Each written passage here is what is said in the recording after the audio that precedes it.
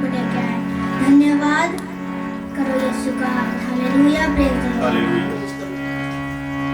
धन्यवाद के साथ स्तुति गाऊंगा, ऐ यीशु मेरे खुदा। उपकार तेरे हैं बेशुमार, कोटि कोटि स्तुति धन्यवाद। धन्यवाद के साथ स्तुति गाऊंगा, ऐ यीशु मेरे खुदा। उपकार तेरे हैं बेशुमार, कोटि कोटि स्तुति धन्यवाद। तूने दास से कर दे दिया, मैं अपनी दया से तूने मुझे जगदास से मिला। मुझे आभारी हूँ मैं। धन्यवाद के साथ स्तुति गाऊंगा, ऐ यीशु मेरे खुदा। उपकार तेरे हैं बेशुमार, कोटि कोटि स्तुति धन्यवाद।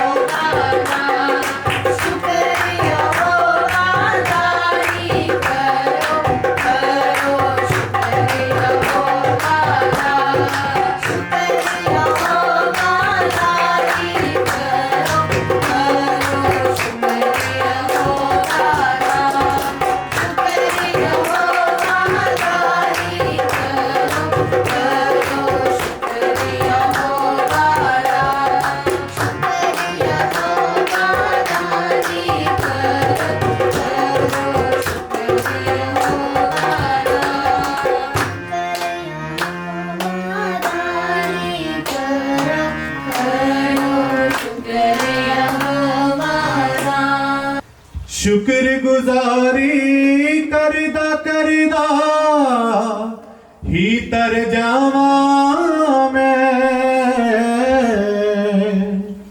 शुक्रगुजारी करदा करदा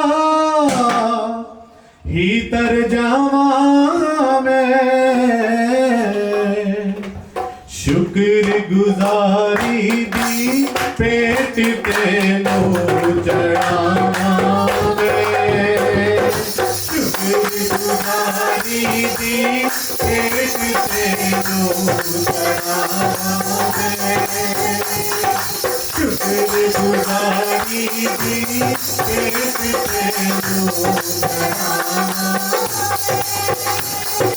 नार चौकसी पैर था जग तेरे घर आवा मैं, नार चौकसी पैर था जग तेरे घर आवा मैं, शुक्रगुजारी दी पेट तेनू चढ़ावा मैं, शुक्रगुजारी दी पेट तेनू चढ़ावा मैं, नामद लाली तेरा शुक्र खुदा, नाराह लई तेरा शुक्र खुदा, नामद लाली तेरा शुक्र खुदा, नाराह लई तेरा शुक्र खुदा, नामद लाली तेरा शुक्र खुदा, नाराह लई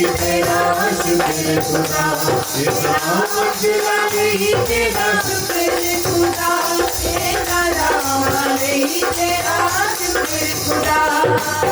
शुक्रगुजारी करदा करदा भीतर जावा मैं,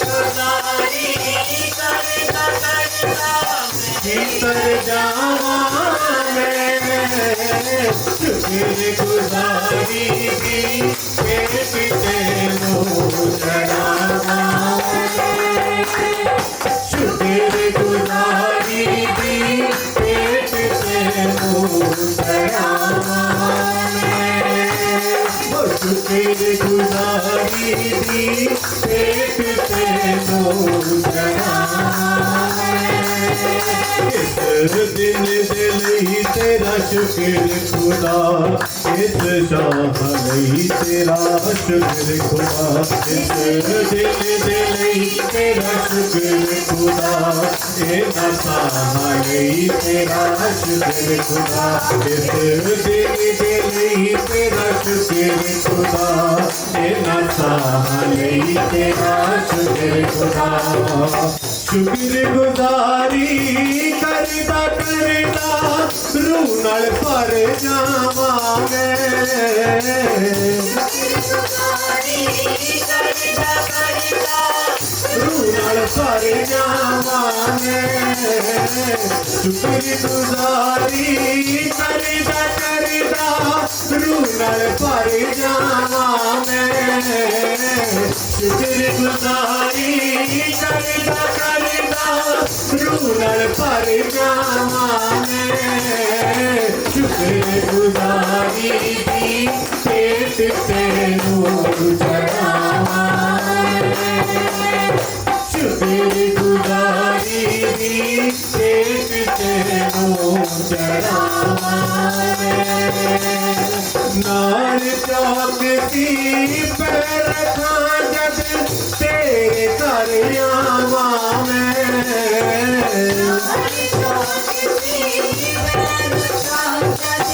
तेरे घर आवा मैं, नार चौकसी पैर था जग तेरे घर आवा मैं, नार चौकसी पैर था जग तेरे घर आवा मैं, शुक्रगुजारी दी पेट तेनू चढ़ावा मैं, शुक्रगुजारी दी पेट तेनू चढ़ावा मैं, कोल पलोन शुक्र खुदा मैनू पाक बनाने लई शुक्र खुदा मैनू कोल बुलाने लई शुक्र खुदा मैनू पाक बनाने लई शुक्र खुदा मैनू कोल बुलाने लई शुक्र तेरा मैनू पाक बनाने लई शुक्र खुदा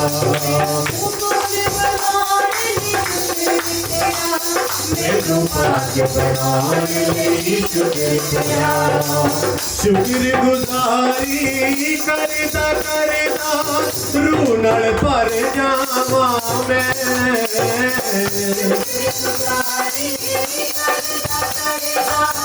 रूह नाल भर जावां मैं शुक्र गुजारी करदा करदा रूह नाल भर जावां मैं शुक्र गुजारी करदा करदा रूह नाल भर जावां मैं शुक्र गुजारी दी फिर भी तैनू जगावां शुक्र गुजारी दी फिर भी तैनू जगावां नाल चौकती पैर खानत तेरे घर आवां मैं नाल चौकती पैर खानत तेरे घर आवां मैं हो नाल चौकती पैर खानत तेरे घर आवां मैं नाल चौकती पैर खानत तेरे घर आवां मैं शुक्र गुजारी दी तेरे तैनू जगावां शुक्र गुजारी दी तेरे तैनू जगावां शुक्र गुजारी दी तेरे तैनू जगावां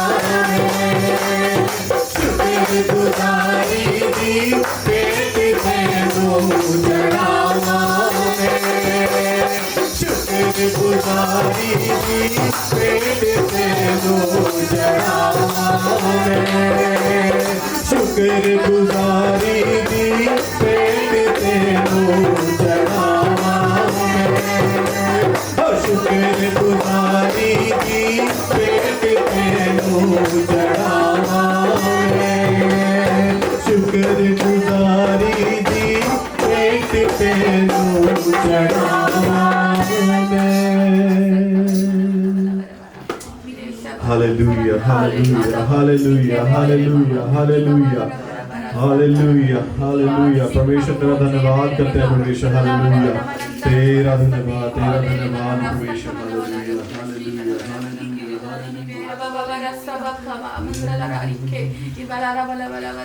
वो ही पानी जो डराता था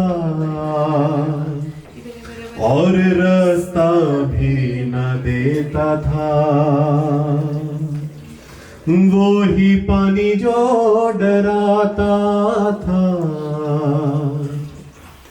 और रास्ता भी न देता था हुक्म खुदा से वो ही पानी बज़ मुर्दा हो बैठा था हुक्म खुदा से वो ही पानी बज़ मुर्दा हो बैठा था तो डरो मत चुपचाप खड़े रहो खुदा की नजात के काम देखो डरो मत चुपचाप खड़े रहो खुदा की नजात के काम देखो डरो मत चुपचाप खड़े रहो खुदा की नजात के काम देखो खुदा की नजात के काम देखो खुदा की नजात के काम देखो चुपचाप तुम खड़े रहो डरो मत चुपचाप खड़े रहो, खुदा की नजात के काम देखो। डरो मत चुपचाप खड़े रहो, खुदा की नजात के काम देखो। पूर्वी हवाएं जब चलती है, मुश्किल जमीन हो जाती है। ओ पूर्वी हवाएं जब चलती है, मुश्किल जमीन हो जाती है। पानियों का ढेर लग जाता है, ऊंची दीवार बन जाती है। पानियों का ढेर लग जाता है, ऊंची दीवार बन जाती है। ओ डरो मत चुपचाप खड़े रहो, खुदा की नजात के काम देखो। डरो मत चुपचाप खड़े रहो, खुदा की नजात के काम देखो। खुदा की नजात के काम देखो, खुदा की नजात के काम देखो। चुपचाप तुम खड़े रहो, डरो मत चुपचाप खड़े रहो, खुदा की नजात के काम देखो। डरो मत चुपचाप खड़े रहो, खुदा की नजात के काम देखो। बोली पानी जो डराता था, और रास्ता भी न देता था। बोली पानी जो डराता था, और रास्ता भी न देता था। हुक्मे खुदा से बोली पानी बस मुर्दा हो बैठा था। हुक्मे खुदा से बोली पानी बस मुर्दा हो बैठा था। ओ डरो मत चुपचाप खड़े रहो, खुदा की नजात के काम देखो। डरो मत चुपचाप खड़े रहो, खुदा की नजात के काम देखो। खुदा की नजात के काम देखो, खुदा की नजात के काम देखो। चुपचाप तुम खड़े रहो, डरो मत चुपचाप खड़े रहो, खुदा की नजात के काम देखो। डरो मत चुपचाप खड़े रहो, खुदा की नजात के काम देखो। खुदावंद की सना में गाऊंगा, जलाल से फतेहमंद हुआ। खुदावंद की सना में गाऊंगा, जलाल से फतेहमंद हुआ। खुदावंद मेरा साहिब जंग है, खुदावंद मेरा जोर मेरा किला। खुदावंद मेरा साहिब जंग है, खुदावंद मेरा जोर मेरा किला। ओ डरो मत चुपचाप खड़े रहो, खुदा की नजात के काम देखो। डरो मत चुपचाप खड़े रहो, खुदा की नजात के काम देखो। ओ डरो मत चुपचाप खड़े रहो, खुदा की नजात के काम देखो। डरो मत चुपचाप खड़े रहो, खुदा की नजात के काम देखो। खुदा की नजात के काम देखो, खुदा की नजात के काम देखो। चुपचाप तुम खड़े रहो, डरो मत चुपचाप खड़े रहो, खुदा की नजात के काम देखो। डरो मत चुपचाप खड़े रहो, खुदा की नजात के काम देखो। डरो मत चुपचाप खड़े रहो, खुदा की नजात के काम देखो। खुदा की नजात के काम देखो, खुदा की नजात के काम देखो। खुदा की नजात के काम देखो।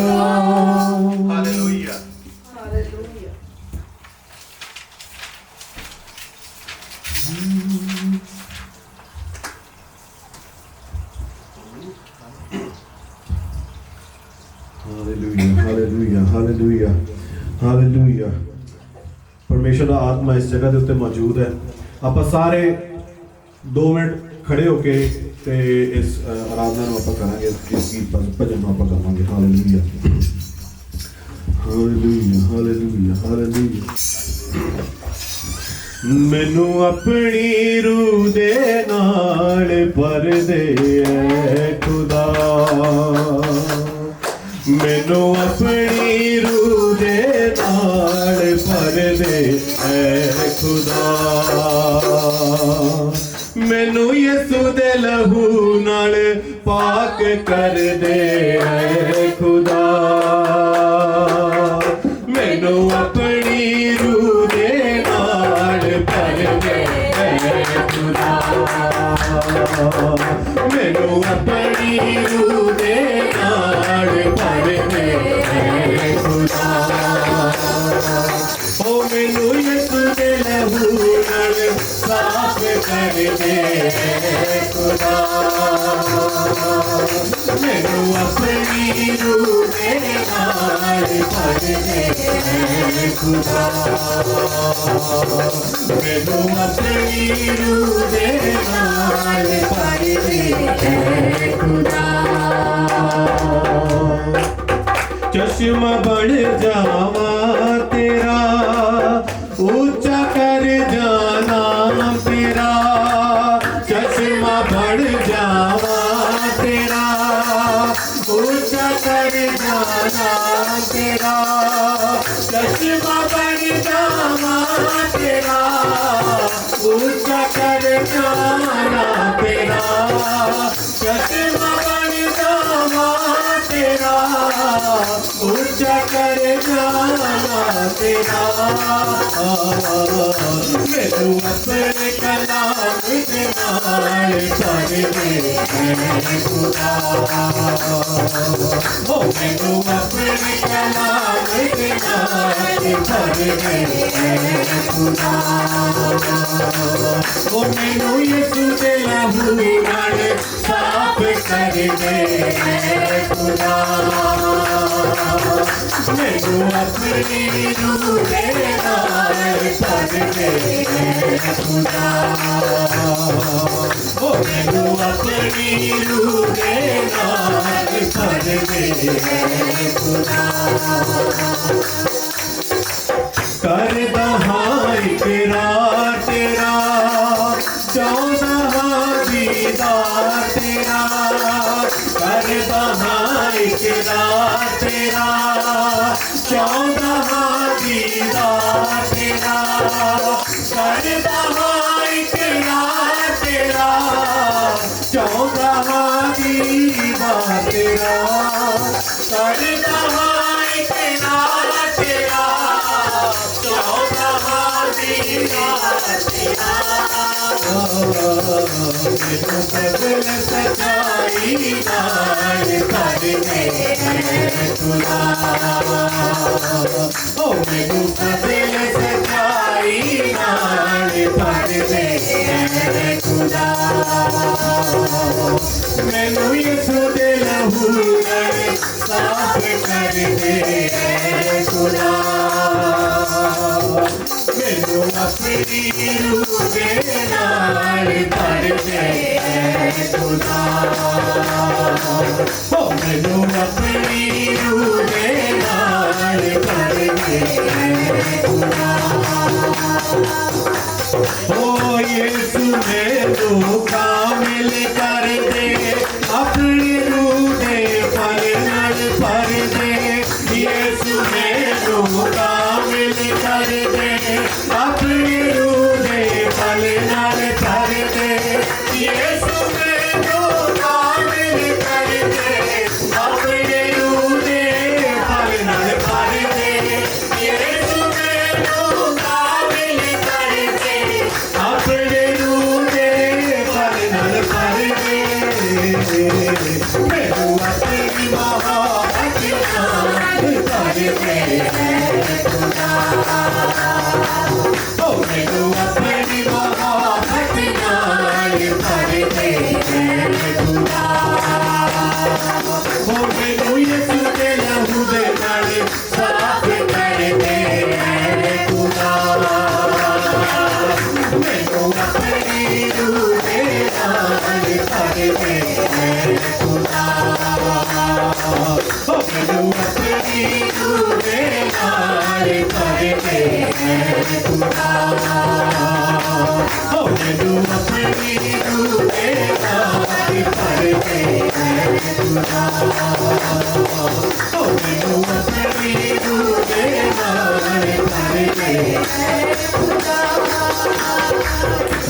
मैनू अपनी रूह दे नाल भर दे खुदा ओ यीशु मैनू कामिल कर दे अपने रूह दे फल नाल भर दे यीशु मैनू कामिल कर दे अपने रूह दे फल नाल भर दे यीशु मैनू कामिल कर दे अपने रूह दे फल नाल भर दे यीशु मैनू कामिल कर दे अपने रूह दे फल नाल भर दे मैनू अपनी मोहब्बत नाल भर दे खुदा ओ मैनू अपनी मोहब्बत नाल भर दे खुदा ओ मैनू यीशु दे लहू दे नाल साफ कर दे खुदा मैनू अपनी रूह दे नाल भर दे खुदा ओ मैनू अपनी रूह दे नाल भर दे खुदा मैनू अपनी रूह दे नाल भर दे खुदा मैनू अपनी रूह दे नाल भर दे खुदा। हालेलुया। मैं धन्यवाद करता हूँ इस सुंदर दिन के लिए प्रभु ने जो एक दिन और हमें दिया कि हम उसकी स्तुति आराधना कर सकें। आइए आज के वचन के लिए अपने मन को तैयार करें, क्योंकि जब तक हम तैयार नहीं हैं तो बीज बोया नहीं जाएगा। किसान जब उत्तम बीज बोता है तो उससे पहले उस भूमि को तैयार करता है। अगर भूमि तैयार नहीं है तो बीज बोने का कोई फायदा नहीं होगा। अपने मनों को तैयार करिए आज के वचन के लिए, आज के जिंदा कलाम के लिए, आज के उस मन्ने के लिए जो खुदा ने हमें दिया है, और उस मन्ने को खाएं और हमेशा की जिंदगी पाएं, अनंत जीवन की जिंदगी पाएं। अपने मनों को तैयार करिए, अपनी सारी मुश्किलें, अपने जो भी नेगेटिविटी आपके मन में चल रही है वो निकाल दीजिए। खुदा की हजूरी यहाँ पे मौजूद है।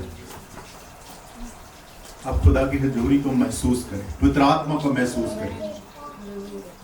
सब मुश्किलें, जितनी भी चिंताएं आप घर से जब चले थे तो लेके आए थे कि मैं चर्च के बाद ये करूंगा, उससे बात करूंगा, मेरी ये मुश्किल है, मैंने यहाँ जाना है।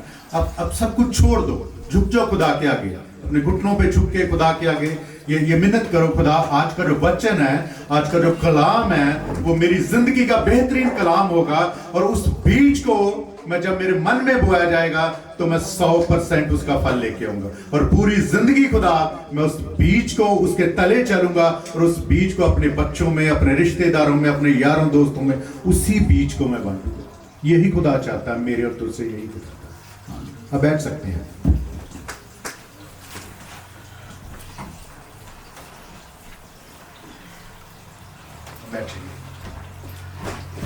पवित्र बाइबल में लिखा है कि जब जितने भी प्रेरित थे, जब वो प्रभु यीशु का नाम, जब जो उसका उपदेश, जो उसकी आज्ञाएं थी, जगह जगह जाके जब वो उसका वचन बांट रहे थे, तो उस टाइम के जो रोमन थे, जो यहूदी थे, वो ये नहीं चाहते थे कि ये लोग प्रभु का वचन है जो सिखाएं, लोगों को सिखाएं, वो नहीं चाहते थे इस बात के। तो उन्होंने क्या किया कि कुछ प्रेरितों को, पतरस को बंदीगृह में डाल दिया गया। तो खुदा का ऐसा अनुग्रह हुआ कि वो बंदीगृह से निकल गए। जब वो निकल गए तो महायाजक ने उनको बुला के बोला कि हमने आपको आज्ञा दी थी कि इस परमेश्वर का वचन है जो हमारे शहर में, हमारे देश में, हमारे लोगों को नहीं सुनाना। आपको ये बताया गया है, ये बुक ऑफ एक्ट्स चैप्टर 5:29 में लिखा हुआ है कि आपको ये बोला गया था कि ऐसा नहीं करना, फिर भी आपने ये किया। तो सारे प्रेरितों ने और पतरस ने महायाजक को जवाब दिया कि मनुष्यों की आज्ञा को मैं नहीं मानता, मैं महायाजक की आज्ञा को नहीं मानता, मैं गवर्नर की आज्ञा को नहीं मानता, मेरे लिए जो परमेश्वर की आज्ञा है वही सबसे बड़ी है। और परमेश्वर की आज्ञा यही है कि मेरा सुसमाचार पूरी दुनिया में जाके सुनाओ, मेरे नाम का प्रचार जाके सारी दुनिया को बताओ। और सबसे बड़ा जो हमारे प्रभु यीशु ने मेरे और आपके लिए किया है, वो अपना खून बहाया उसने मेरे और आपके पापों को धोने के लिए। और सबसे बड़ा उसने क्या हमारे लिए एक मार्ग क्या छोड़ा है? प्रेम का, एक दूसरे से प्रेम करो। अब सब लोग फोन यूज करते हैं, और हम फोन में एक बड़ी अच्छी चीज है कि जो चीज आप देखते हो ना वो बार बार पॉपअप होती है, चाहे वो फेसबुक ले लो चाहे यूट्यूब ले लो। पर ये बड़े दुख की बात है कि हम लोग फालतू रीलें देखते हैं, फिर वही पॉपअप होती है, वही हम रोज देखते हैं। तो हमारी जिंदगियों में भी ऐसे ही है, जैसी सोसाइटी में हम रहते हैं, जैसा हम सोचते हैं वैसा ही होता है। जैसी हम संगति इमेजिन करते हैं कि आज शाम को मैं क्लब में जाऊंगा, कैसीनो में जाऊंगा, या यारों दोस्तों के साथ बैठ के मस्ती करूंगा, तो फिर ऐसे ही यार दोस्त मिलते हैं। अगर एक धर्मी इंसान बोले कि नहीं, आज मैंने खुदा के बंदों को ढूंढना है, खुदा के नबियों को ढूंढना है, या कुछ ऐसे लोगों को ढूंढना है कि जिसके साथ हम बैठ के वर्शिप कर सके, खुदा की बंदगी कर सके, तो उनको ऐसे ही लोग मिल जाते हैं। ये मेरी गवाही है। जब हमने चर्च शुरू किया, मैं और मेरी वाइफ और मेरी बेटी होती थी, और आज बहुत नंबर नहीं है, लेकिन हमारे साथ खुदा का भय मानने वाले, खुदा की संगति करने वाले, खुदा की आराधना करने वाले लोग जुड़ रहे हैं। खुदा हमारी सीरियसनेस देखता है, परख से निकालता है। जैसे जैसे हम परख में पास होते जाएंगे, तो खुदा हमारी जो हमसे चाहता है, जो हम खुदा से चाह रहे हैं, वो भी पूरा होता जाता है। तो फोन की बात लेते हैं।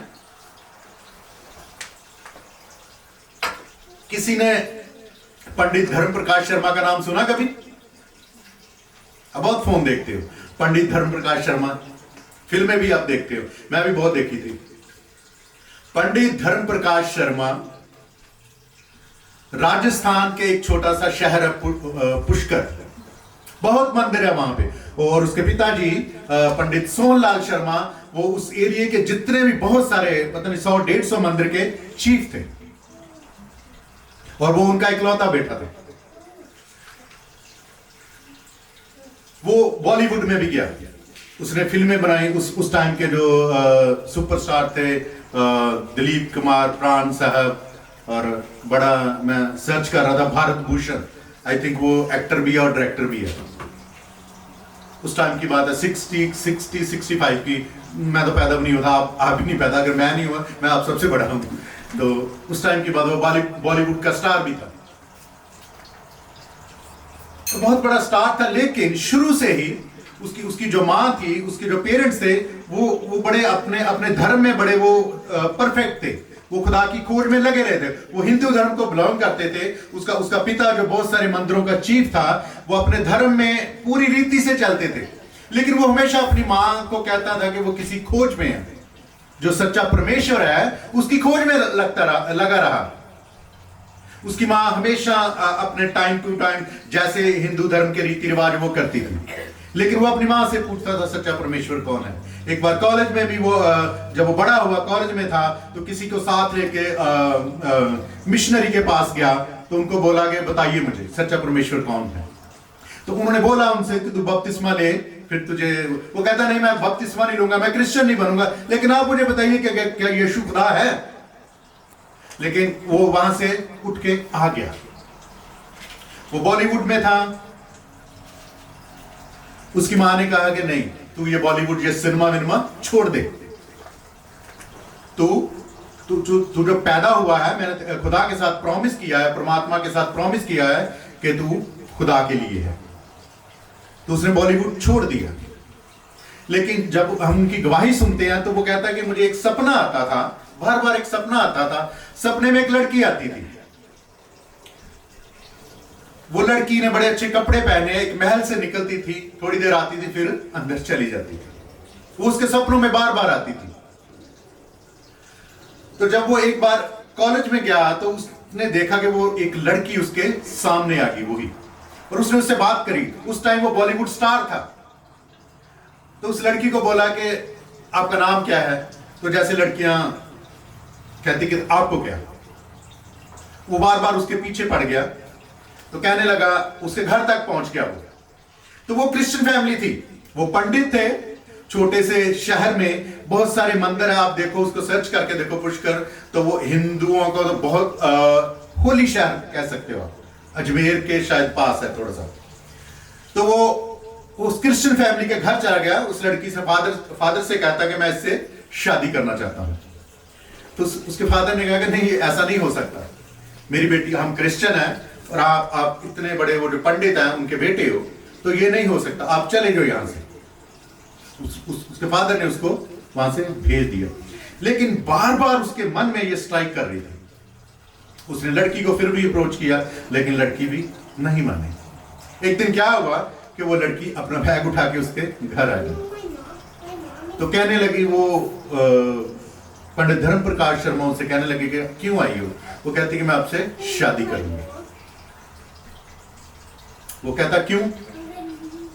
वो कहती कि ये मेरी तरफ से नहीं है, ये मेरे खुदा की आज्ञा है, ये मेरे खुदा की आज्ञा है कि मैं आपसे शादी करूं। उसकी टेस्टिमनी में थोड़ा सा ये नहीं बताया था। हो सकता है वो लड़की बड़ी धर्मी थी, हो सकता है उस लड़की ने जब उस पंडित जी ने उसको प्रपोज किया, हो सकता है उस लड़की ने अपनी दुआओं में ये खुदा से पूछा हुआ, ये जो इंसान है बार बार मेरे पास आ रहा है, शादी का प्रपोजल लेके आ रहा है, मैं क्या करूं खुदा? ये लड़का मेरे घर तक पहुंचा है और वो एक अलग रिलीजन का है, मैं अलग रिलीजन की हूं।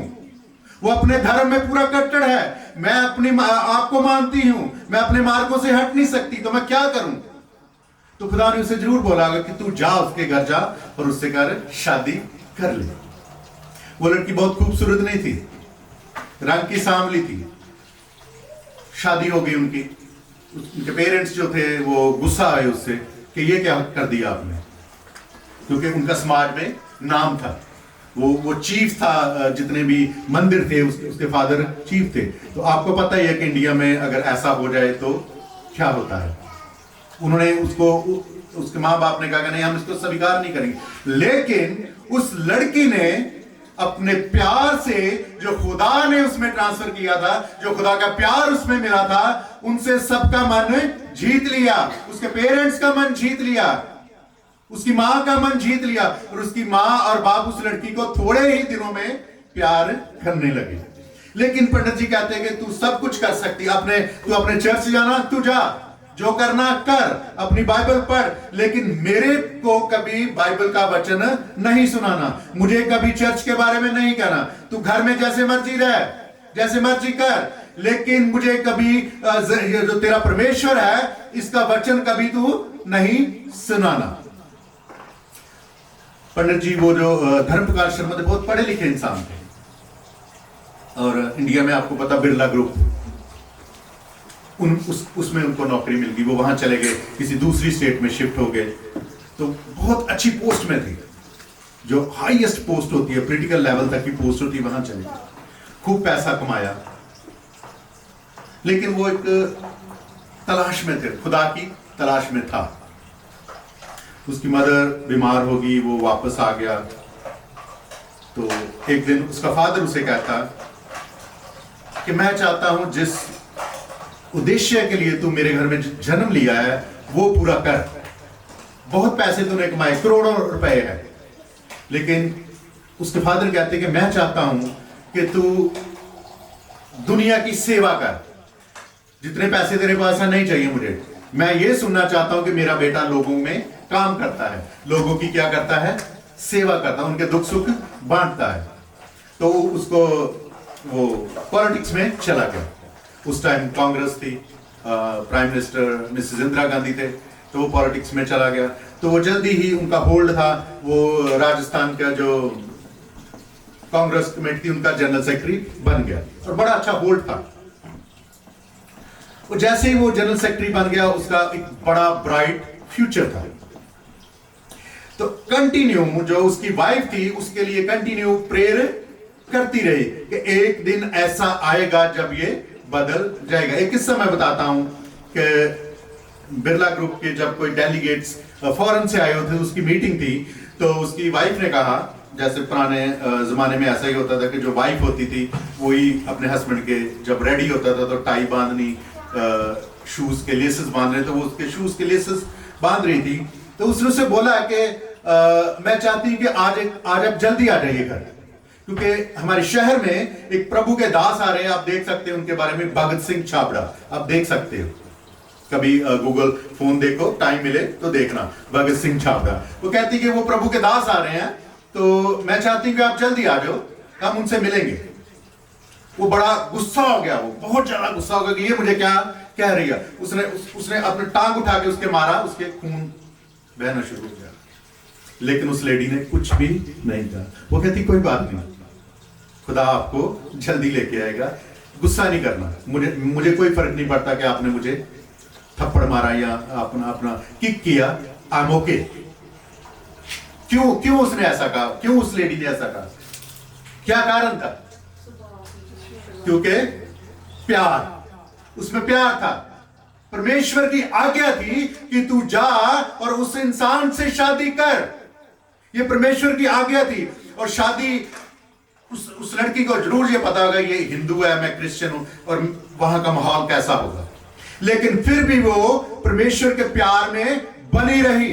उसने कोई गुस्सा नहीं किया, उसने कहा जाइए आप, मेरा परमेश्वर आपको जल्दी लेके आएगा। जैसे ही वो कार में जा रहा था तो उसका मन, उस पंडित जी का मन बड़ा परेशान हुआ। तो खुदा ने उसे आवाज दी कि तू मुझे क्यों सताता है, तू मुझे क्यों सताता है, मैं तुझे बहुत प्यार करता हूं। तो क्या हुआ, खुदा के सारे इंतजाम, वो जो वर्ल्ड बैंक के साथ उनकी मीटिंग थी वो बहुत जल्दी खत्म होगी और वो घर आ गया, लेकिन वो मिला नहीं उनसे। जब घर आया तो उसकी वाइफ एक बुक पढ़ रही थी साधु सुंदर दास जी की, विद और विदाउट क्राइस्ट। ये नोट कर लो, ये चीजें नोट कर लिया करो, आप बुक परचेज करके आप पढ़ना, आपकी स्पिरिचुअल लाइफ है जो बढ़ेगी। विद और विदाउट क्राइस्ट। और जब वो पढ़ रही थी तो टेबल पे पढ़ी थी, तो पंडित जी ने आके, बड़े परेशान थे, पढ़ना शुरू कर दी वो बुक। तो उसको सेम स्टोरी जैसे जो साधु सुंदर जी की स्टोरी थी, सेम स्टोरी लगी, क्योंकि साधु सुंदर दास जी ने भी बहुत सारी बाइबलें जला दी थी।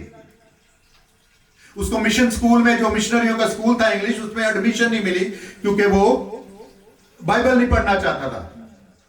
लेकिन एक दिन उसने बोला कि कोई खुदा है तो मेरे सामने आ जाए, तो खुदा ने उसे दर्शन दिया। सुबह उठ के जब उसने अपने पेरेंट्स से बात करी तो उसके पिताजी कहते कि नहीं, तेरे दिमाग में ना वो बात बैठी हुई है, क्योंकि कल तक तो तू कह रहा था कि कोई मैं इनको मानता नहीं, वही तेरे दिमाग में बात बैठी हुई है, ऐसा कुछ नहीं है। वो कहता नहीं, मैंने प्रभु यीशु के दर्शन किए हैं।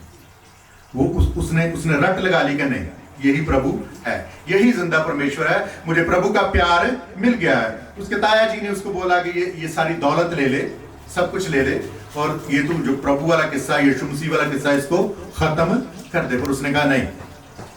उसने अपनी जो चप्पलों की जोड़ी थी पहनी और घर से निकल गया। और मैं कहना चाहता हूं, ऑनलाइन है, कि जो लोग कहते हैं कि जो ईसाई है वो पैसा देके धर्म बदलते हैं, और साधु सुंदर जी बहुत अमीर थे, उन्होंने अपना सारा कुछ छोड़ के प्रभु के पीछे हो लिए। और मैं उन लोगों को बताना चाहता हूं कि वो एक सिख फैमिली था, सब कुछ छोड़ के प्रभु के पीछे चला गया। तो इस बात का जब वो ऐसे ऐसे पढ़ रहा था, पंडित शर्मा जी पढ़ रहे थे, तो उनको वही जिंदगी लगी कि मैं भी प्रभु को, मैं भी बाइबल पढ़ता हूं, मैं भी, जो मेरी वाइफ जो प्रार्थना करती है मैं भी उसको नकारता हूं, मैं प्रभु यीशु को नहीं मानता। लेकिन उस बुक में एक बात लिखी हुई थी कि मैं तुझे बहुत प्यार करता हूं। तो उस टाइम वो 2 घंटे के लिए बेहोश होकर फ्लोर पे गिर गया और उसको प्रभु के दर्शन हुए। उसने अपने वाइफ को बोला कि मुझे प्रभु यीशु मिल गए हैं, मैंने प्रभु को देख लिया है, मैंने प्रभु के प्यार का जो स्मरण है, जो उसका टेस्ट है, उसको चख लिया है। तो उसने डिसाइड करा कि ये जो राजनीति है और ये जो प्रभु है, दोनों को मैं प्रॉपर तरीके से मेंटेन नहीं कर रहा, तो मैं ये पॉलिटिक्स से क्या कर दूंगा, रिजाइन दे दूंगा। उसने अपना रेजिग्नेशन लिखा। उस टाइम की प्रधानमंत्री मिसेस इंदिरा गांधी के पास गया, उसको बोला कि मुझे प्रभु के दर्शन हो गया, अब जो मेरी लाइफ है वो मैं पूरी खुदा में ही बिताऊंगा, प्रभु यीशु की जो हुजूरी में उसके मार्गों पे चल के भी बिताऊंगा। तो मिसेस इंदिरा गांधी ने कहा कि देख, बाइबल मैंने भी पढ़ी है, लेकिन मैंने अपनी पॉलिटिक्स नहीं छोड़ी। तू बाइबल पढ़, चर्च जा, लेकिन पॉलिटिक्स में जो तेरा फ्यूचर बहुत ब्राइट है, तू पॉलिटिक्स क्यों छोड़ रहा है? हमें जरूरत है तेरी। इमरजेंसी, उस टाइम में शायद इमरजेंसी थी, हमें तेरी जरूरत है, तेरे जैसे लीडरों की हमें जरूरत है। तू जितनी मर्जी बाइबल पढ़, रात दिन पढ़, लेकिन पार्टी मत छोड़। उसने कहा नहीं, मैंने प्रभु का प्रेम चख लिया है, इससे ऊपर कुछ भी नहीं है। उसने प्रभु के प्यार के लिए पॉलिटिक्स छोड़ दी। वो उसका पिता कहते हैं सोनलाल जी कि नेक्स्ट इलेक्शन में तू राजस्थान का चीफ मिनिस्टर बनेगा। वो कहता नहीं, मुझे कुछ भी नहीं चाहिए। कहते हैं कि उसके पास उस टाइम 60 लाख रुपया था, वो भी उसने जो प्राइम मिनिस्टर फंड था उसमें डाल दिया था, उसने पैसे दे दिए। वो एक हिंदू फैमिली से था, उसने अपना सारा कुछ दे दिया। जब उसको पता चल गया कि यीशु ही सही मार्ग है, यही सच है, यही प्यार है। मैं आप लोगों से पूछना चाहता हूं, मैं और आप क्रिश्चियन घराना में पैदा हुए, हमने क्या छोड़ा प्रभु के लिए? क्या छोड़ा है? अपने आप को परखो, जांचो, अपनी जिंदगी को देखो, मैंने और आपने छोड़ा क्या है प्रभु के लिए? हमें 10 हुक्म दिए गए हैं, उसमें एक हुक्म है कि 6 दिन तू काम कर और सब्त के दिन को क्या कर, पवित्र मान। हम वो ही नहीं पूरा कर पा रहे, हम वो ही पूरा नहीं कर पा रहे। हमारे पास बहुत बहाने हैं। और वो लोग जो दूसरे धर्म में, अपने धर्म में बड़े कट्टर थे, उनका ब्राइट फ्यूचर था, उन्होंने सब कुछ छोड़ दिया, उन्होंने पॉलिटिक्स छोड़ दी। आज लोग तरसते हैं एक सरपंच बनने के लिए, और वो चीफ मिनिस्टर बनने वाला था। उस टाइम की प्राइम मिनिस्टर जो इंदिरा गांधी थी, उनके साथ उनका बड़ा बोलचाल था, लेकिन उसने सबको ठुकरा दिया। और हम बड़ा प्राउड करते हैं कि हम बॉर्न क्रिश्चियन है, हम अब्राहम की संतान है, लेकिन वचन में लिखा है कि मैं इन पत्थरों से संतान ढूंढ लूंगा। ये प्राउड करना छोड़ दो। जब तक आप उसकी आज्ञा नहीं मानते तो आप मसीह नहीं हो। मसीह लिखवा लो, जो मर्जी कर लो, घर में स्लीबे लगा लो, बाइबल रख लो, कुछ भी होने वाला नहीं है। प्रभु के बड़े अभिषिक्त दास हैं, एक आचार्य विकास मैसी जी। मैं उनका एक सरमन सुन रहा था, तो वो कहते कि उनको जो अपने प्रेसिडेंट थे डॉक्टर एपीजे अब्दुल कलाम, उनके साथ मिलने का एक बार मौका मिला। तो उन्होंने कहा कि आचार्य जी, कौन सी ऐसी बात है जो आपके लिए सबसे इंपॉर्टेंट है? कौन सी ऐसी बात है? ऐसी कौन सी बात है? तो प्रभु के दास आचार्य विकास मैसी ने कहा कि मेरे लिए ये बाइबल है, ये सबसे इंपॉर्टेंट है। तो डॉक्टर एपीजी जो उस टाइम के प्रेसिडेंट थे, हंसना शुरू कर दिया। वो कहते हैं हाँ, मुझे, मेरे पास भी एक बाइबल है, मुझे भी किसी ने बाइबल दी हुई है और मैंने घर में रखी हुई है। तो प्रभु के दास ने कहा कि बिल्कुल ठीक कहा आपने, हमारे ईसाइयों के पास भी बहुत सारों के पास बाइबल है, उन्होंने बाइबल रखी हुई है, गाड़ी की डैशबोर्ड में रखी हुई है, किसी ने सराहने के नीचे रखी हुई है, किसी ने बड़े अच्छे कपड़े में बड़ा मलमल का कपड़ा लेके उसको रखा हुआ है। बाइबल बहुतों के पास है, लेकिन पढ़ता कौन है? उसको समझता कौन है? उसके मार्गों पे चलता कौन है? बहुत थोड़े से लोग चलते हैं। जैसे उस टाइम के प्रेसिडेंट अब्दुल कलाम जी ने बाइबल रखी हुई थी, प्राइम मिनिस्टर इंदिरा गांधी ने बाइबल पढ़ी हुई थी। ऐसे हमारे बहुत मसीह भाई बहन हैं जिनके पास बाइबल है, जो पढ़ते हैं, संडे चर्च भी जाते। उम्रें बीत गई हैं चर्च जाते जाते, उम्रें बीत गई हैं बाइबल सराहने रखी हुई, उम्रें बीत गए हैं, गाड़ियां बदल जाती हैं, बाइबल निकालते हैं, नई गाड़ी की डैशबोर्ड में रखती हैं, लेकिन कुछ भी हो नहीं रहेगा। मैं आपको आज बताना चाहता हूं, अपनी कार की डैशबोर्ड से बाइबल निकालो और उसको अपने दिल में रख लो। उसको ये जगह है, डैशबोर्ड जगह नहीं है बाइबल रखने की। आप प्रभु के मंदिर हो, बाइबल मंदिर में रखी जाती है, उसका वचन यहां रखा जाता है, उसका वचन आपकी जुबान पे होना चाहिए। बाइबल रखने से कुछ नहीं होगा, उसको पढ़ो, उस पे चलो और उसके अनुसार चलो। दाऊद कहता है मैंने तेरा वचन अपने हृदय में रख छोड़ा है ताकि कोई पाप ना छोड़ो। और बहुत सारे मसीहों ने कहा हमने बाइबल कार में रख छोड़ी है कि कार का एक्सीडेंट ना हो, लेकिन फिर भी हो जाता है। ऐसा कुछ नहीं होने वाला। बाइबल रखने से, लंबी स्लीव लटकाने से, रोजरी पढ़ने से कुछ नहीं होगा जब तक आप उसकी आज्ञाओं को नहीं मानोगे। मदर टेरेसा को आप बड़े अच्छे तरीके से जानते हो। उसने सारी उम्र हमारे इंडिया में, कोलकाता में जो लेप्रोसी होम था उसमें बता दी। और नवजोत सिंह सिद्धू आपको जानते हो, वो पॉलिटिशियन भी, क्रिकेटर भी रहा। जब वो क्रिकेट खेलता था, कलकत्ता में एक मैच था, तो उसकी बड़ी तमन्ना हुई कि मैं मदर टेरेसा जी से मिलने जाऊं। वो उस टाइम के जो आई थिंक 86-87 की बात होगी जब वो खेलता था, तो वो 10,000 रुपया लेके मदर टेरेसा जी के पास गया कि मैं उनको मिलूंगा। जब वो गया तो वो लेप्रोसी होम में गया तो उसने जाके देखा कि मदर टेरेसा एक बिल्कुल नेक बंदा, मेल पर्सन, नेक, और वो उसके इतने जख्म थे कि उसमें से पस बह रही थी, स्मेल आ रही थी, उनको साफ कर रही। तो सिद्धू कहता कि मैं 1 सेकंड भी नहीं वहां खड़ा हो पाया, बाहर आके जो नाला था मैंने उल्टी कर दी क्योंकि खड़ा नहीं हो पा रहा था। लेकिन मदर टेरेसा जो प्रभु की दासी, वो उन जख्मों को बड़े प्यार से साफ, कोई मास्क नहीं लगाया था उसने, कोई मास्क नहीं था, कोई परफ्यूम नहीं उसने छिड़का हुआ था, लेकिन वो उन जख्मों को साफ कर रही थी। और सिद्धू जी ने कहा कि मैं आपसे एक बात करना चाहता हूँ, ये 10,000 रुपया है तो मैं आपको देना चाहता हूँ कि आप जो सेवा करते हैं उनके लिए। वो कहती नहीं मैं नहीं लूंगी, मुझे आपका 10,000 नहीं चाहिए, मुझे आप अगर कर सकते हो तो आप थोड़ी देर आओ, इन लोगों की सेवा करो अगर आप कर सकते हो तो। वो सिद्धू कहता नहीं ये मेरे बस की बात नहीं है। खुदा के चुने हुए लोग हैं जो वही सेवा कर सकते हैं। तो अगर आप अपने आप को मसीह कहते हो तो आप चुने हुए लोग हो, लेकिन आप चुने हुए तो हो। इस्राएलियों को तरह आपको खुदा ने मिस्र से निकाला तो है, अब जंगल में रखा है, लेकिन आप चुने हुए के समान काम नहीं कर रहे। जो आपको आज्ञा दी गई है, जो आपको व्यवस्था दी गई है, आप उसको भूल गए हो।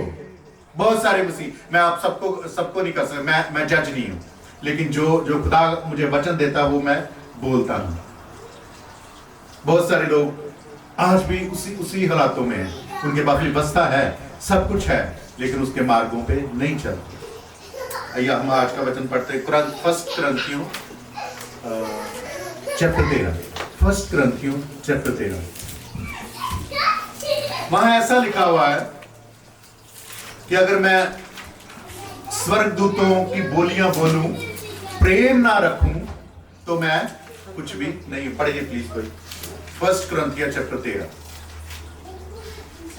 स्टार्ट। यदि मैं मनुष्यों और स्वर्गदूतों की बोलियां बोलूं और प्रेम ना रखूं, तो मैं ठनठनाता हुआ पीतल और झनझनाती हुई झांझ हूं। प्रेम कहता है कि मैं स्वर्गदूतों जैसी बोलियां बोलूं, जैसे स्वर्गदूत परमेश्वर के राउंड उसके राउंड 24 घंटे पितर शब्द बोलते हैं। अगर मैं वैसा बोलूं और मेरे में प्रेम नहीं है तो मैं कुछ भी नहीं हूं। और यदि मैं भविष्यवाणी करूं और सब भेदों और सब प्रकार के ज्ञान को समझूं, और मुझे यहाँ तक पूरा विश्वास हो कि मैं पहाड़ों को हटा दूं, परंतु प्रेम ना रखूं, तो मैं कुछ भी नहीं। कहता है कि अगर मैं बहुत सारी प्रोफेसीज करूं, बहुत सारे लोगों को उनका विश्व बता दूं, और इतना विश्वास हो, जैसे खुदा ने कहा कि अगर तुझ में विश्वास है तो इस पहाड़ को बोलेगा तो वो गिर जाएगा। अगर मैं ऐसा भी करता हूं, सब कुछ हो जाता है, लेकिन मुझ में प्रेम नहीं है तो मैं कुछ भी नहीं हूं। प्रेम सबसे उत्तम है। आगे बढ़िए। यदि मैं अपनी संपूर्ण संपत्ति कंगालों को खिला दूं या अपनी देह जलाने के लिए दे दूं और प्रेम ना रखूं, तो मुझे कुछ भी लाभ नहीं। आमीन, हालेलुया। आज बहुत सारे लोग क्या करते हैं कि वो धर्म के काम करना चाहते हैं। उनको लगता है कि मैं बड़े बड़े धर्म के काम कर रहा हूँ, गरीबों की सेवा कर रहा हूँ, है ना। सेवा कैसे करते हैं? सेवा बहुत सारे अमीर लोग सेवा पता कैसे करते हैं? एक ग्रुप बनाते हैं, कहते हैं ये लो 50,000, 1 लाख, 2 लाख और गरीबों में दे दो। उनके पास नहीं जाते, उनकी सुनते नहीं है।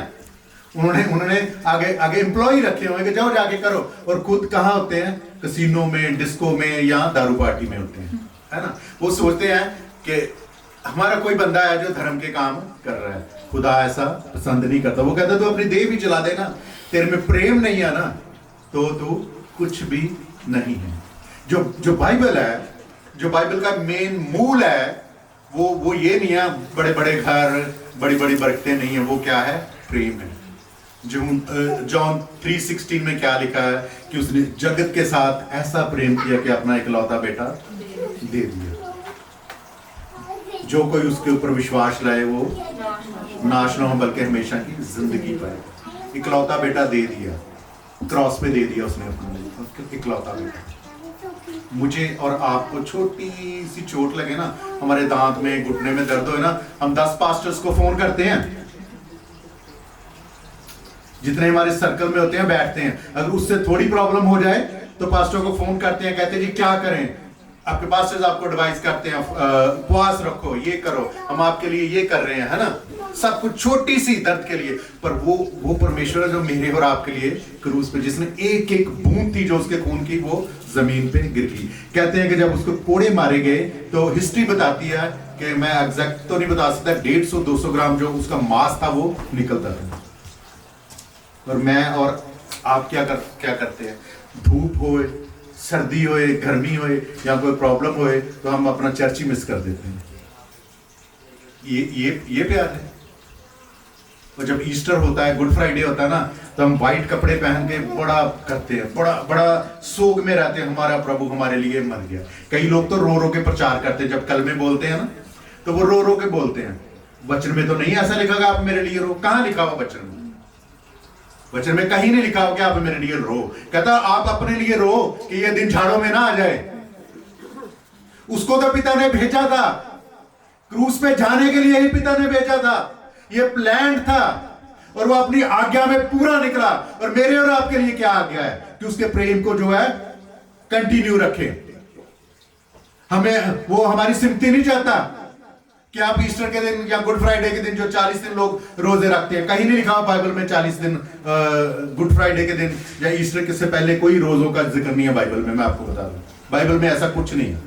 पर मैं ये बताना चाहता हूं कि आप रोजे कभी भी रख सकते हो। जनवरी, फरवरी, मार्च, दिसंबर, सोम, मंगल, बुध कभी भी रख सकते हो। पर ये जो लोगों ने एक मिथ बना लिया कि रोजों को उसके साथ मैच कर दिया है गुड फ्राइडे। ये बाइबल में कोई जिक्र नहीं है। 40 दिन के रोजे कब रखे? जब खुदा ने अपनी मिनिस्ट्री शुरू करी थी। ये मैथ्यू में शुरू में है। जब उसको क्रूसिफिकेशन से पहले कोई 40 दिन के रोजे नहीं थे। लेकिन ऐसा नहीं है कि आप उन दिनों में रोजे नहीं रख, आप रखते हो तो अच्छा है, लेकिन वचन का ज्ञान होना बहुत जरूरी है कि बाइबल में लिखा क्या है, मैं क्या मान के रहा हूं। अब ये पूरी बाइबल में आप देख सकते हो, कहीं नहीं लिखा हुआ कि जब क्रूसिफिकेशन से पहले 40 दिन के रोजे थे। इसका मतलब ये नहीं मैं ये कह रहा हूं कि आप उन 40 दिनों में रख नहीं सकते। अच्छी बात है, आप 365 दिन रखो। बाइबल में ऐसा कुछ नहीं बताया। हमारे मसीहियों के लिए कोई दिन त्योहार कुछ नहीं है, सारे दिन क्या है? बराबर है। मैं एक नॉलेज की बात बता रहा हूं कि लोग के पास बाइबल है, रखी हुई है, लेकिन पढ़ते नहीं है, ज्ञान नहीं है बाइबल का। लेकिन कलाम कहता है कि अगर आप में प्रेम नहीं है, प्यार नहीं है, तो कुछ भी नहीं है। जॉन 13 की 34 देखें, जॉन गॉस्पेल जॉन 13 की 34 आई थिंक, उसमें लिखा है कि मैं आपको एक नई आज्ञा देता हूं कि एक दूसरे को प्रेम रखो। मैं आपको एक नई आज्ञा देता हूं कि एक दूसरे को प्रेम रखो। जैसे मैंने आपसे प्रेम रखा है तभी तुम मेरे चेले कहलाओगे। अगर आप एक दूसरे से प्रेम नहीं रखते तो आप मसीह नहीं हो। जब मर्जी कर लो, जितने मर्जी चल जाओ, जिस मर्जी पास्टर से सिर पे हाथ रखवा लो, बड़े से बड़े पास्टर की मीटिंग में चल जाओ, बड़े से बड़े पास्टर से हाथ रखवा लो, लेकिन अगर आपके दिल में प्रेम नहीं है, अपने पड़ोसी को प्रेम नहीं करते, आप उसकी आज्ञा को नहीं मानते, आप प्रभु से प्रेम नहीं करते, तो कुछ भी नहीं है। पास्टर के हाथ रखने से कुछ नहीं होगा, उपवास रखने से कुछ नहीं होगा, चर्च जाने से कुछ नहीं होगा, आराधना करने से कुछ नहीं होगा, अगर आपके मन में प्रेम नहीं है। आज लोग प्यार पता कैसे करते हैं? स्टेटस देख के। एक चर्च में ही ले लो, चर्च में भी जो लोग कुछ लोग हैं कि सारे नहीं मैं कहता, जो देखते जो अमीर लोग हैं रिलेशन बनाना चाहते हैं, पता क्या उसका मतलब, नहीं यार ये अच्छा है, ये अच्छा ऑफिसर है, इसके पास अच्छा पैसा है, मैं इसके साथ रिलेशन बनाता हूँ, क्या पता जिंदगी में कभी लोड पड़ जाए। लेकिन जो बेचारा मेरे जैसा है ना, कपड़े ऐसे हैं है ना, चर्च में पीछे बैठता है, उसको कोई नहीं देखता, स्टेटस देख के करते हैं। लेकिन मैं आपसे अगर आप मसीह कहते हो तो मैं आपसे पूछना चाहता हूं, खुदा ने आपका स्टेटस पूछा था? रोमियो 5:8 में लिखा हुआ कि जब हम गुनाह में थे तो वो हमारे लिए सूली पे चढ़ गया। उसने हमारा स्टेटस नहीं पूछा कि आपने कितने पाप किए, आप अपने अच्छे कपड़े पहने हैं या नहीं पहने। हम पाप के समुद्र में गिरे हुए थे, हम डूबे हुए थे, फिर भी उसने हमें प्यार किया, सबको एक बराबर प्यार किया, पक्षपात नहीं किया अमीर गरीब का। लेकिन हम बहुत बार ऐसा करते हैं कि हम स्टेटस देके एक दूसरे के साथ प्यार करते हैं, लेकिन वो मैं आपको बता दूं कि जो ऐसा करते हैं वो प्यार नहीं है, उसमें एक क्या है, एक सेल्फिशनेस है कि कोई बात नहीं, ऐसे लोगों के साथ रिलेशन बना के। लेकिन प्रभु ने किनको प्यार किया? जो निकम्मे थे, उनके जगत के निकम्मों को चुन लिया। आपने बड़ी बार ये स्टोरी पढ़ी हो कि जो व्यभिचारन थी, प्रभु ने उसको माफ, सब लोग रेडी थे उसको पत्थर मारने के लिए, लेकिन प्रभु ने कहा कि नहीं। जब अपना प्यार प्रभु ने उसको दिखाया तो उसने अपने पाप छोड़ दिए। अब बहुत सारे ऐसे ही होते हैं, जब हम सब ने पाप किया है, लेकिन बहुत बार हम क्या होता है कि जब हम किसी के जब पाप देखते हैं ना तो हम उससे दूर होना शुरू कर देते हैं। हो सकता है कि जब हम, होता ऐसे ही है, जब हम दूर होते हैं तो वो बंदा इंसान और पाप में गिरता है। लेकिन ये मैं गारंटी देता हूं, अगर आप प्रभु के नाम से उसके पास जाएं, उसके पापों को ढक लें। नीति वचन 16:9 में लिखा है कि जो दूसरों के अपराध ढक लेता है वो प्रेम का खोजी है, वही प्रेम का खोजी है। और ये मैं प्रभु की वेदी पे खड़ा होकर गारंटी देता हूं कि जब आप किसी के पास ऐसे जाओगे तो वो वापस मुड़ आएगा, अपने अपराध से क्या कर ले। क्योंकि जब इंसान पाप में फंसा होता है ना तो उसको समझ नहीं रहती, उसकी बुद्धि क्या हो जाती है, खत्म हो जाती है।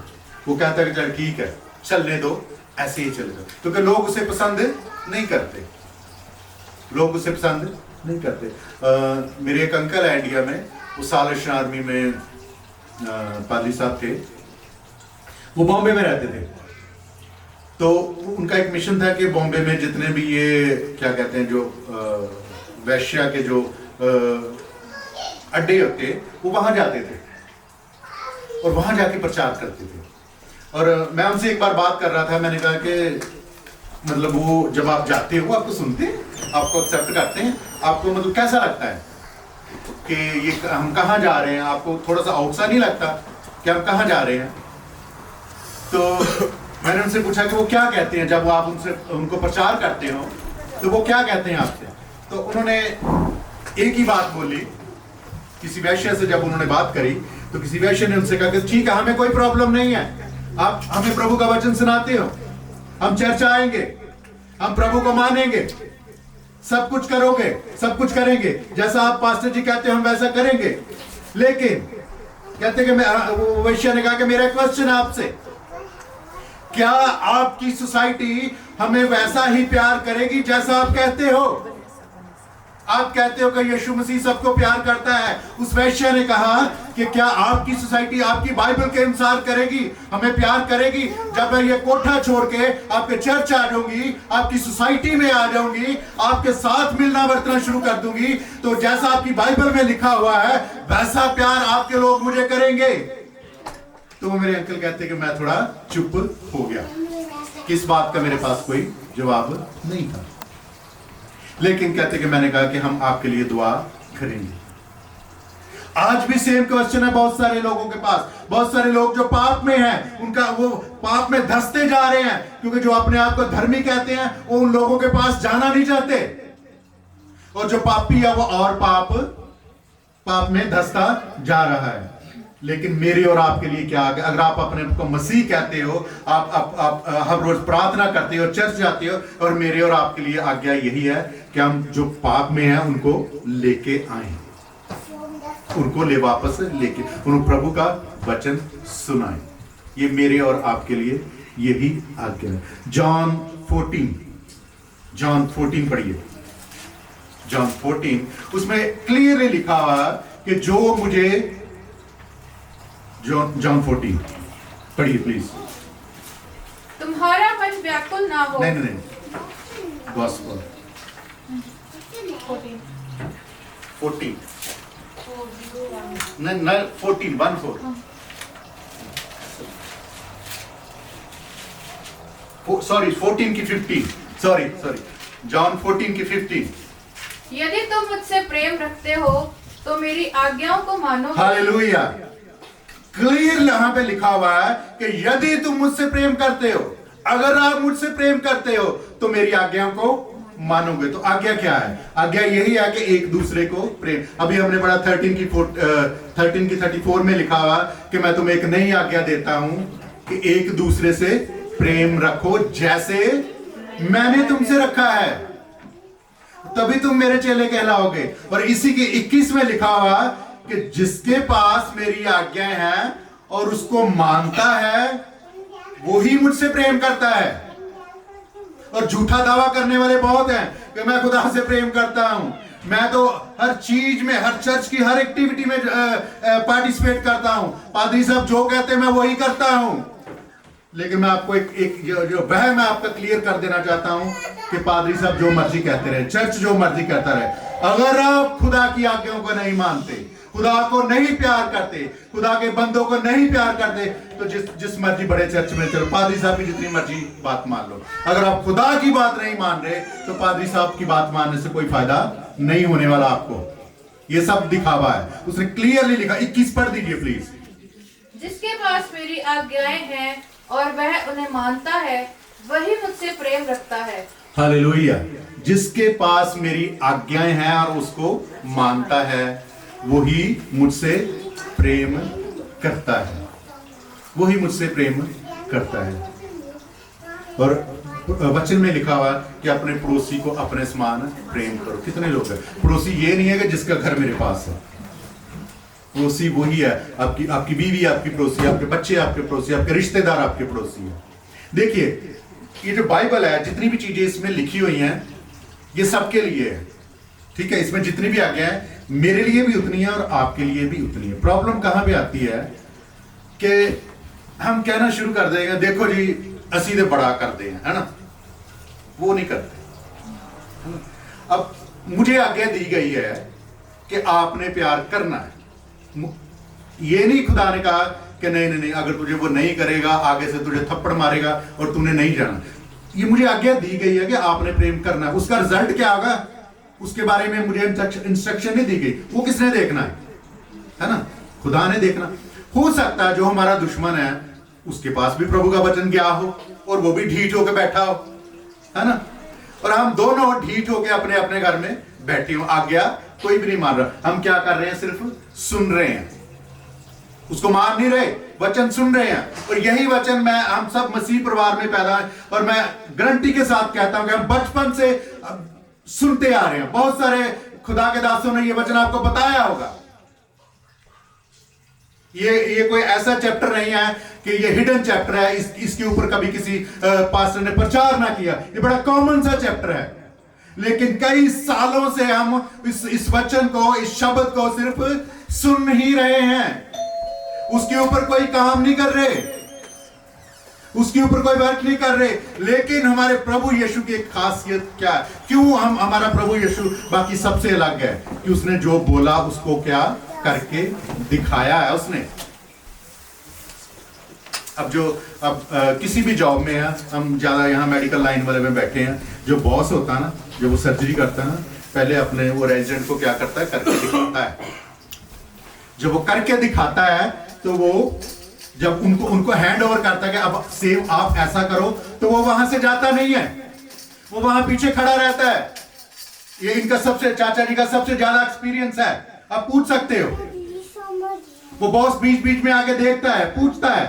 ऐसा ही हमारा खुदा, जब हम उसकी मार्गों पे चलते हैं तो वो कभी हमें त्यागता नहीं है, हमें छोड़ता नहीं है। अगर आप बुक ऑफ जेनेसिस चैप्टर 18 देखें तो जब खुदा ने ये डिसाइड कर लिया था कि मैं सदोम और अमोरा को खत्म कर दूंगा, मैं नाश कर दूंगा, क्योंकि पाप बहुत बढ़ गया है। लेकिन तब खुदा ने सोचा, यहोवा ने सोचा कि ये जो मैं कर रहा हूं, ये बात मैं अब्राहम से क्यों छिपाऊं? मैं उससे ये बात नहीं छिपाऊंगा, मैं उसके साथ ये बात डिस्कस करूंगा, उसके ऊपर ये भेद मैं खोलूंगा, क्योंकि आगे जाके वो एक विश्वासी, वो एक बड़ा वंश उसी से बनेगा। और वो ऐसा, अब्राहम ऐसा है जो अपने बच्चों को मेरी आज्ञाएं सिखाएगा, उसी से वंश चलेगा। और जब हम प्रभु की आज्ञा को चलते हैं, उसकी दीनता में चलते हैं, उसकी प्यार में चलते हैं, तो अपनी भेद की बातें हमारे साथ क्या करता है, बताता है। उसने अब्राहम के साथ ये बात शेयर करी थी। ये पढ़ सकते हैं आप घर जाके चैप्टर। नेक्स्ट टाइम जब आए तो प्लीज आप पेन जरूर लेके आया करें, क्योंकि जो मैं जब वचन प्रभु के दासों का सुनता हूं तो मैं नोट कर लेता हूं। जो सुनना है ना, सुन के आप बहुत कुछ सीखोगे, क्योंकि 1 घंटे का 2 घंटे का सरमन सारा आप याद नहीं कर सकते, राइट? लेकिन अगर आप बाइबल की वर्सेस को याद कर लोगे ना, आप घर जाके पढ़ोगे ना, तो वो आपके दिमाग से कभी नहीं निकलेगा। ऐसा नहीं है कि मैं मतलब ये जैसे हम स्कूलिंग में होते थे तो चैप्टर याद करते थे, एग्जाम लिखना, कि मैं या कोई भी पास ऐसे याद नहीं कि बाइबल खोली और उसको रट्टा लगा रहे हैं कि याद करना, मैं वर्ष याद, ऐसा कुछ नहीं है। ऐसा नहीं होता। मैं भी वचन सुनता हूं और जब मैं पढ़ता हूं तो फिर वो जो प्रभु के जो वचन है वो दिल में, दिमाग में बैठ जाते हैं। जब कोई चीज आपके दिल में और दिमाग में बैठ जाती है, फिर आप बार बार वो करते हो। जैसे हमने शुरू में कहा कि हमारे फोन में एक बड़ी खासियत है कि जो चीज आप देखते हो वो दोबारा पॉपअप होनी शुरू करते हैं। अगर आपके दिल में, आपके दिमाग में प्रभु का प्यार बैठ गया है तो वो बार बार उछलेगा। अब बार बार ये ढूंढोगे कि मैं सबको प्यार करूं, क्योंकि प्रभु की यही आज्ञा है। एक छोटी सी बात, एक चैप्टर और पढ़ के हम खत्म करेंगे। फर्स्ट पीटर उसकी चैप्टर 2 उसकी 20 से पढ़ें। फर्स्ट पीटर चैप्टर 2 उसकी 20 से पढ़ें। क्योंकि यदि तुमने अपराध करके घूसे खाए और धीरज धरा तो इसमें क्या बड़ाई की बात है। पर यदि भला काम करके दुख उठाते हो और धीरज धरते हो तो ये परमेश्वर को भाता है। आगे बढ़िए। और तुम इसी के लिए बुलाए भी गए हो, क्योंकि मसीह भी तुम्हारे लिए दुख उठाकर तुम्हें एक आदर्श दे गया है कि तुम भी उसके पद चिन्हों पर चलो। आमीन। कहता कि अगर आपने गुनाह करा है, कोई पाप करा है, कोई लॉ को तोड़ा है, तो उसके बदले में आपको सजा मिली है और आपने चुपचाप सह लिया, तो ये कोई बड़ी बात नहीं है, क्योंकि आपने ऑलरेडी गुनाह करा है। कोई बहुत बड़ी बात नहीं, क्योंकि ऑलरेडी आपने गुनाह करा और आपको सजा मिलनी है। कहता लेकिन अगर आप मेरे नाम से किसी का भला करते हो और दुख उठाते हो और धीरज धरते हो, तो ये खुदा को क्या है, पसंद क्या है। और यही खुदा ने हमारे लिए किया है। और क्या करा, एक मार्ग छोड़ दिया है। क्या करा, एक मार्ग, एक चिन्ह छोड़ दिया है, एक आदर्श बन गए वो हमारे लिए कि आप भी वैसा ही करो।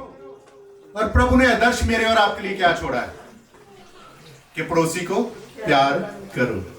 और वो क्लियर यहां पे लिखा हुआ है कि मैं आपके लिए आदर्श छोड़ के गया हूं, आपने वही करना है। हमारे लिए आदर्श ये नहीं छोड़ के गया कि हम ब्लेसिंग के पीछे भागे। आगे पढ़िए चैप्टर प्लीज, इसी को आगे पढ़िए। ना तो उसने पाप किया और ना उसके मुंह से छल की कोई बात निकली। वह गाली सुनकर गाली नहीं देता था और दुख उठाकर किसी को भी धमकी नहीं देता था, पर अपने आप को सच्चे न्याय के हाथ में सौंपता था। वह आप ही हमारे पापों को अपने देह पर लिए हुए क्रूस पर चढ़ गया, जिससे हम पापों के लिए मरकर धार्मिकता के लिए जीवन बिताएं। आमीन। उसने कुछ नहीं बोला, उसको ठट्टा किया गया, गाली दी गई, नोचा गया, लेकिन वो कुछ नहीं बोला, क्योंकि पिता की आज्ञा थी कि ऐसा करना है। और मेरे और आपके लिए पिता की क्या आज्ञा है कि हमने प्रेम करना है, उसके मार्गदर्शनों पे करना है। आज लेकिन हमारी जड़ कहाँ फूल रही है, नफरत की ओर। हमारी जो हम अपनी लंबाई चढ़ाई पता कैसे मानते हैं, अपने स्टेटस से, है ना, या घरों का कितने स्क्वायर फीट है ना, लंबी गाड़ी किसके पास है? हम लंबाई चौड़ाई ऐसे मान, लेकिन खुदा चाहता है कि अपनी जो लंबाई और चौड़ाई है वो कैसे नाप? अपनी धार्मिकता से। अब तेरी स्पिरिचुअल लाइफ कैसी है उसको नाप, हर रोज उसको नाप कि कितना बड़ा है तू, मेरे प्रेम में कितना बढ़ गया है उसको नाप, उसकी ढंगाई नाप, उसकी चौड़ाई नाप।